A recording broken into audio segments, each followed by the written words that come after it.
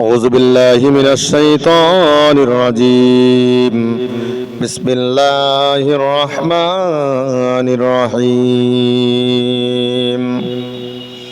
بل الذين كفروا يكذبون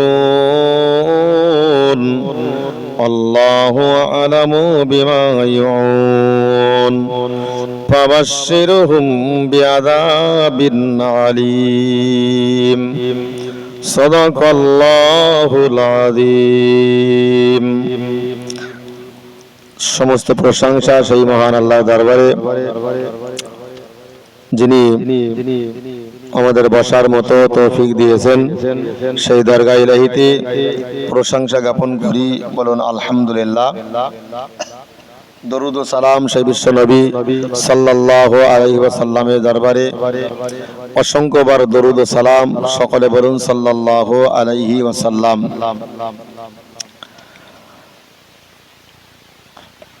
তো মূলত আজকের আলোচনা কোরআনের কিছু আলোচনা।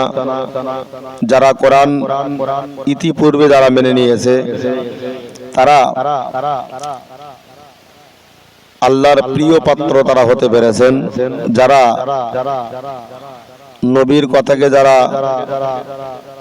মেনে নেয়নি, কোরআনের কথাকে যারা মেনে নেয়নি, তারা আল্লাহর প্রিয় পাত্র তারা হতে পারেনি। তাই হাদিস শরীফে উল্লেখ রয়েছে, নবীর একজন সাহাবী, সাহাবীটির নাম হলো আব্দুল্লাহ ইবনে মাসউদ রাদিয়াল্লাহু আনহু। তিনি মদিনার কোন একটা রাস্তা দিয়ে যাচ্ছেন। যেতে যেতে তিনি লক্ষ্য করে দেখতে পেলেন যে রাস্তা থেকে কিছু দূরে বেশ কিছু যুবক ছেলেরা তারা মদ জোয়া নিয়ে তারা মেতে আছে। তার ভিতরে একটা ছেলে এত মধুর কণ্ঠে, তার কণ্ঠটা খুব সুন্দর, এত সুন্দর করে সে গান গাইছে।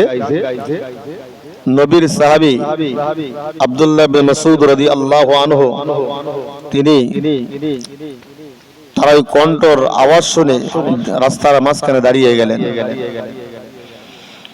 আল্লাহর বান্দা মনে রাখুন, নবীর সাহাবী আব্দুল্লাহ ইবনে মাসউদ রাদিয়াল্লাহু আনহু তিনি রাস্তার ওখানটায় দাঁড়িয়ে ওই যুবক ছেলেটির কণ্ঠে এত মধুর সুরে গান গাইছে। আব্দুল্লাহ ইবনে মাসউদ রাদিয়াল্লাহু আনহু শুনে আবার চলে যাচ্ছেন। যেতে যেতে একজন বৃদ্ধ মানুষের সাথে দেখা। ওই মানুষটির সঙ্গে দেখা হওয়ার পরে আব্দুল্লাহ ইবনে মাসউদ রাদিয়াল্লাহু আনহু জিজ্ঞাসা করলেন, আল্লাহর বান্দা আপনি মনে রাখুন, ওই জায়গাটায় বেশ কিছু যুবক ছেলেদের তারা মদ গাঁজা নিয়ে তারা মেতে রয়েছে। তার ভিতর থেকে একটা ছেলে সুন্দর মধুর কণ্ঠে গান গাইছে। ওই ছেলেটির নামটা কি? ওই বৃদ্ধ মানুষটি ওই সময় বলেছিলেন, ও নবীর সাহাবী আব্দুল্লাহ ইবনে মাসউদ রাদিয়াল্লাহু আনহু, আপনি মনে রাখুন ওই যুবক ছেলেটি অন্য কেউ নয়। ওই যুবক ছেলেটির নাম হলো জাজান। ওই ছেলেটির নাম হলো জাজান। ওই ছেলেটি তার কণ্ঠটা সুন্দর, সমাজের মানুষ তাকে বাহবা দেয়, সুন্দর বলে, ভালো বলে, এত সুন্দর তার কণ্ঠ। আব্দুল্লাহ ইবনে মাসউদ রাদিয়াল্লাহু আনহু ওই বৃদ্ধ মানুষটিকে বললেন, আল্লাহর বান্দা আপনি মনে রাখুন ওই যুবক ছেলেটির এত সুন্দর কণ্ঠ মহান আল্লাহ দিলেন। ওই কণ্ঠটা দিয়ে ওই ছেলেটি গান গাইছে। আমি আব্দুল্লাহ বিন মাসউদ বলে দিলাম, ওই যুবক ছেলেটির কণ্ঠটা দিয়ে যদি মহান আল্লাহর কোরআন তেলাওয়াত করতেন, কত সুন্দর না লাগতো, মধুর লাগতো শুনতে। ওর এত সুন্দর কণ্ঠ। আব্দুল্লাহ ইবনে মাসউদ বলছে যে ওই কণ্ঠ দিয়ে যদি ও আল্লাহর পাক কালাম কোরআন মাজিদ যদি তেলাওয়াত করত, কতই না সুন্দর লাগতো। আল্লাহ আব্দুল্লাহ ইবনে মাসউদ মাসউদ রাদিয়াল্লাহু আনহু এই কথা বলে তিনি তারা নিজের কাজে চলে গেলেন।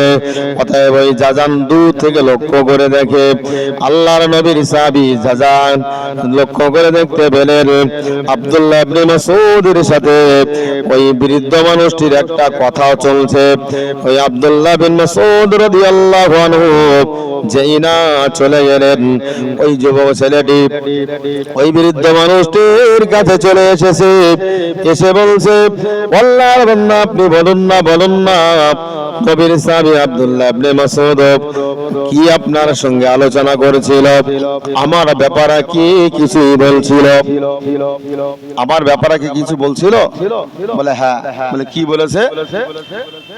বলছে তোমার ব্যাপারে এটাই বলে আছে যে আল্লাহ তোমার এত সুন্দর মধুর কণ্ঠ দিয়েছে, আর ওই কণ্ঠটা দিয়ে তুমি গান গাইছো, তোমার ওই সুন্দর কণ্ঠ দিয়ে যদি আল্লাহর পাক কালাম কোরআন শরীফ যদি কোরআনুল মাজিদ যদি তেলাওয়াত করতে কত সুন্দর না লাগতো, মধুর লাগতো, এটাই বলে চলে গেছে। আল্লাহর বান্দা মনে রাখো, ও মুমিন মুসলমান ইমানদারেরা, ঠান্ডা মাথায় কথাগুলো মাথায় রাখো। আব্দুল্লাহ ইবনে মাসউদ রাদিয়াল্লাহু আনহু এই কথা বলে যেই না চলে গেলেন, আর কিছুক্ষণ পরে আব্দুল্লাহ বিন মাসউদের চলে যাওয়ার পরে ওই জাজান বৃদ্ধ মানুষটির কাছে সব কিছু শোনার পরে আব্দুল্লাহ বিন মাসউদের খোঁজে জাজান পাগলের মতো দৌড়াতে শুরু করলেন। দৌড়াচ্ছে আব্দুল্লাহ বিন মাসউদের সাথে সাক্ষাতের জন্য। আব্দুল্লাহ বিন মাসউদ রাদিয়াল্লাহু আনহুর সাথে দেখা করার জন্য জাজাল পাগলের মতো দৌড়ায়। পাগলের মতো দৌড়াতে দৌড়াতে আব্দুল্লাহ বিন মাসউদের বাড়িতে চলে গেলেন। বলে হুজুর বেয়াদবি নেবেন না, আপনার সমস্ত কথাগুলো আমি শুনেছি, অতএব আপনি আমাকে তওবা পড়িয়ে দিন, আপনি আমাকে কলেমা পড়িয়ে দিন, আর আমার এই মধুর কণ্ঠ দিয়ে আমি আর কখনো গান গাইব না, আমি এবার থেকে আল্লাহর পাক কালাম কোরআন শরীফ তেলাওয়াত করব। জাজান বলছে হুজুর আপনি আমাকে কলেমা পড়িয়ে দেন, আমি আর জীবনে আমার এই কণ্ঠ দিয়ে আর কোশ্চেন কালো কোনোদিনের জন্য আমি আর গান গাইব না, আমি আল্লাহর পাক কালাম কোরআনুল মাজিদ তেলাওয়াত করব। আল্লাহর নবীর সাহাবী আব্দুল্লাহ ইবনে মাসউদ রাদিয়াল্লাহু আনহু এই সময় থেকে ওই জাজান নামক যুবক ছেলেটির কলেমা পড়িয়ে দিলেন, তওবা করিয়ে দিলেন। আর আব্দুল্লাহ ইবনে মাসউদের হাত ধরে বলতে শুরু করলেন, আল্লাহর নবীর সাহাবী আপনি মনে রাখুন, আমি জাজান বলে দিলাম, আজ থেকে আমি আর কখনো কোনো দিনের জন্য আমি গুনার কাজ করব না, আমি আর আমার জবান দিয়ে আমি আর কখনো গান গাইব না, আমি আর মদ খাবো না, জুয়া খেলবো না, আজ থেকে আমি আর কখনো নামাজ কাজা করব না। জোরে বলুন সুবহানাল্লাহ। আর কখনো মদ গাঁজা অন্যায় অশ্লীল কাজে আর মেতে থাকবো না, আজ থেকে আমি আর কখনো নামাজ আমি আর কাজা করব না। আল্লাহর বান্দা মনে রাখো, আব্দুল্লাহ ইবনে মাসউদ রাদিয়াল্লাহু আনহু কলেমা পড়িয়ে দিলেন, তওবা করিয়ে দিলেন। তিনি ওয়াদা করলেন, আজ থেকে আমি আর কখনো কোনো দিনের জন্য আমি আর নামাজ কাজা করব না, আমি আজ থেকে আর মদ গাঁজা খাবো না, আমি আজ থেকে কোরআন হাদিসের বিরুদ্ধে আর চলব না। আল্লাহর বান্দা আপনি মনে রাখুন, ওই সময়তে জাজাল তওবা করে কলেমা স্বীকার করে আবার তার নিজের বাড়িতে চলে গেলেন। শেষ পর্যন্ত দেখা গেল আব্দুল্লাহ ইবনে মাসউদ রাদিয়াল্লাহু আনহুর হাতে কলেমা পড়ে তওবা করে নিয়ে তিনি বাড়িতে চলে এসেছেন জাজান। শেষ পর্যন্ত আল্লাহর প্রিয় মাহবুব বান্দা হয়ে গিয়েছিলেন। জোরে বলুন সুবহানাল্লাহ। জাজান কোরআনের রাস্তায় ফিরে আসার কারণে তাই মহান আল্লাহ কোরআন শরীফের ভিতরে স্পষ্ট করে বলে দিলেন, ইমান শাআ মিনকুম আইয়াস্তাকিম, ওই মানুষটির জন্য হেদায়েত যে মানুষটি সোজা রাস্তায় চলতে চায়, যে মানুষটি অন্তর থেকে নিয়ত করে আর কখনো গুনার কাজ করব না, আর কখনো খারাপ কাজ করব না, আর কখনো গুনার আমি জড়িয়ে পড়ব না, মহান আল্লাহ ওই ব্যক্তিকে হিদায়াত করিয়ে দেন। জোরে বলুন সুবহানাল্লাহ।